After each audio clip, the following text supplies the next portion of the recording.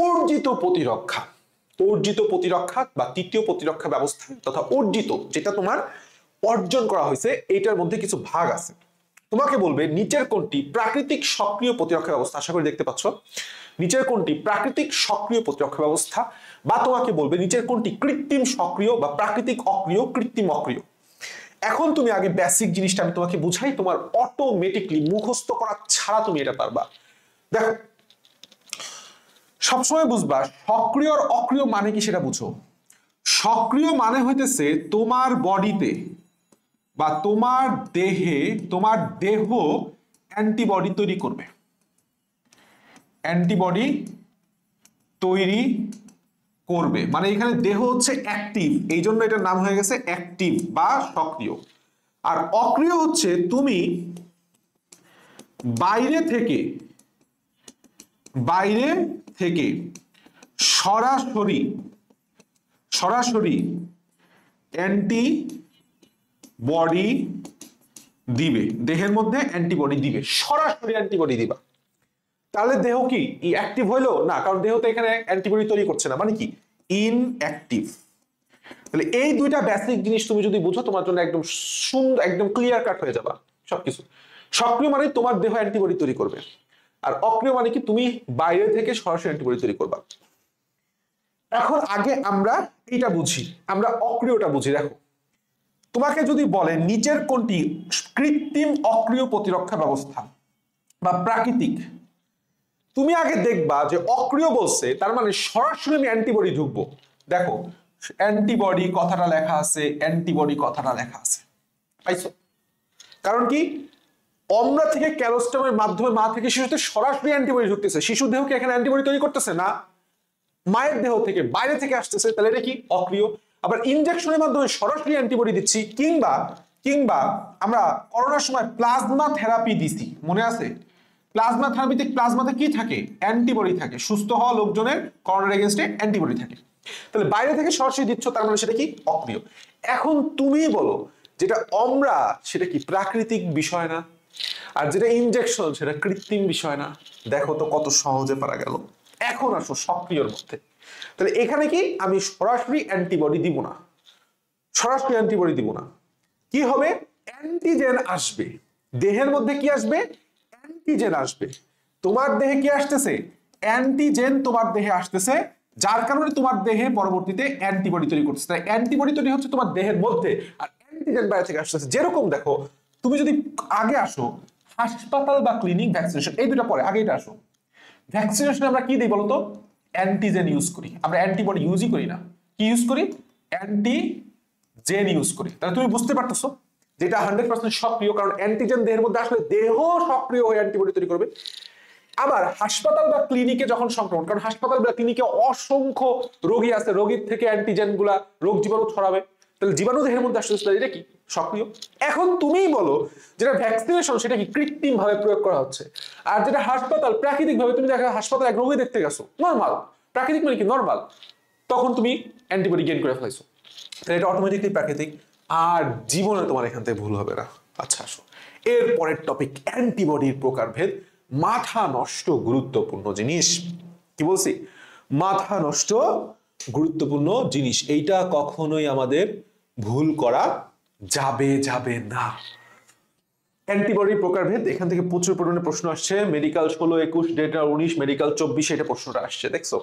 এবং সেই প্রশ্নটা বললাম মেডিকেল 24 প্রশ্নটা মাঝে মাঝে অনুশীলনী প্রশ্ন থেকে আসছে, সেই জন্য আমি অনুশীলনের উপর এত গুরুত্ব দেই। ওকে, আচ্ছা আসো। অ্যান্টিবডি প্রধানত 5 ধরন। আমরা কিভাবে পড়বো, অনেকে গ্যামেট পড়ে না, তুমি পড়বা গ্যামডি, GAMDE। এটা কিভাবে সাজাইছি, পরিমাণের ভিত্তিতে।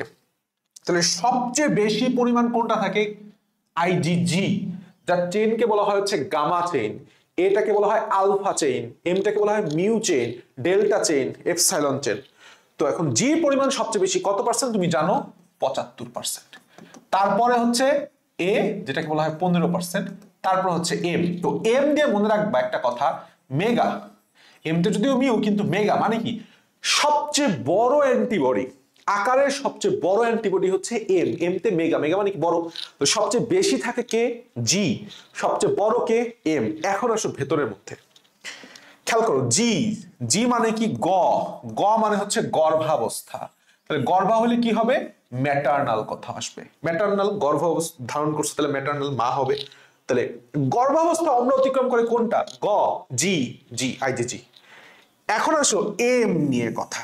এমটাকে তুমি পড়ার সময় এভাবে পড়বা, সেটা হচ্ছে তুমি দেখবা আমরা এমবিএ করি না, বিবিএ, এমবিএ, তুমি এমবিএ কথাটা খেয়াল করবা, মানে কি এই যে এ বি ব্লাড গ্রুপ মানে এ বি ও ব্লাড গ্রুপের রক্তকণিকার অ্যান্টিবডি কোনটি, এম। আর জীবনে ভুল হবে না।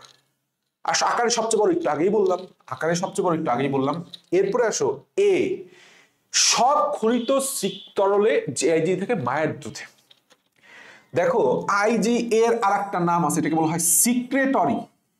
খুবই গুরুত্বপূর্ণ, খুবই খুবই খুবই গুরুত্বপূর্ণ কথাটা, সিক্রেটরি ইমিউনোগ্লোবিউলিন বা আইজিজি। তুমি জানো আমাদের অ্যান্টিবডিগুলো হচ্ছে ইমিউনোগ্লোবিউলিন, এই যে মায়ের দুধে পাওয়া যায়। তুমি খেয়াল করো তো, তুমি যদি উচ্চারণ করো মায়ের, খেয়াল করো খেয়াল করো, মায়ের, মা এর, তাহলে হয়ে গেল না মায়ের।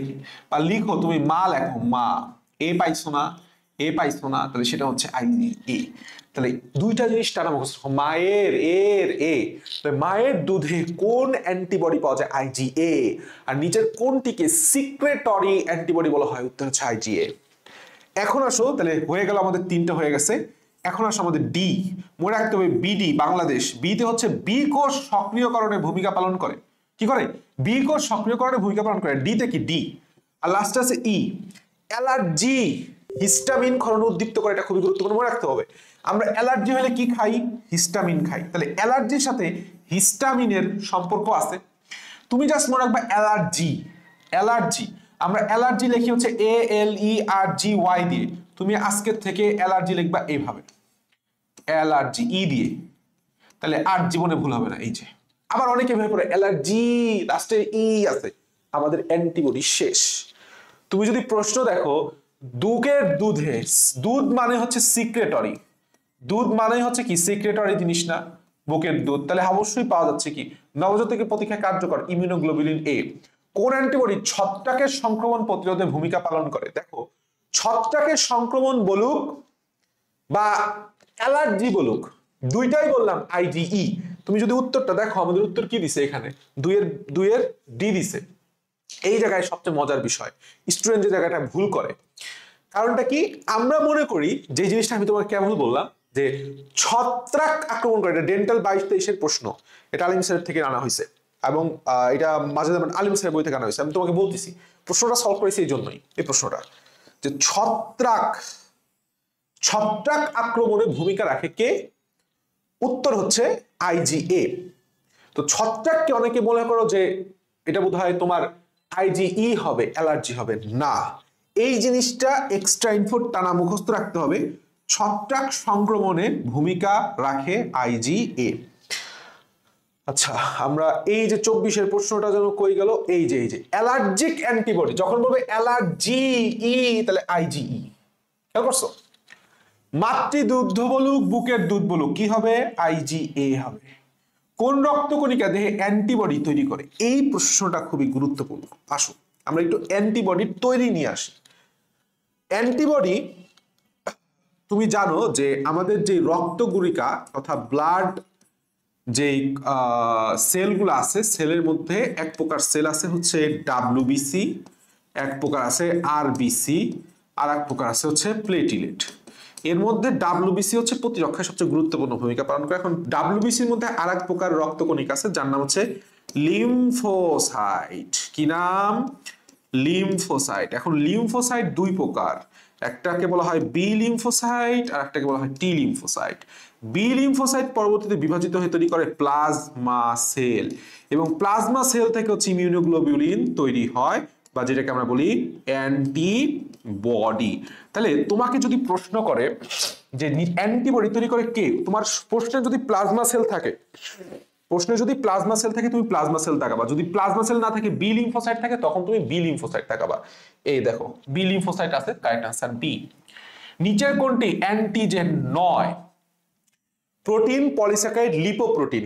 লিপিড কখনো অ্যান্টিজেন হয় না, এই কথাটা মাথায় রাখতে হবে। অ্যান্টিজেন নয় কোনটি? লিপিড কখনো অ্যান্টিজেন হয় না। বাস, ওকে। এখান থেকে আমাদের আর কিছু পড়ার নাই, বাকিটুক তুমি জাস্ট বইটুক পড়লেই হবে। অ্যান্টিজেনের গঠন, অ্যান্টিবডির গঠন, নর্মাল জিনিস, এখান থেকে আর সেরকম কিছু নাই।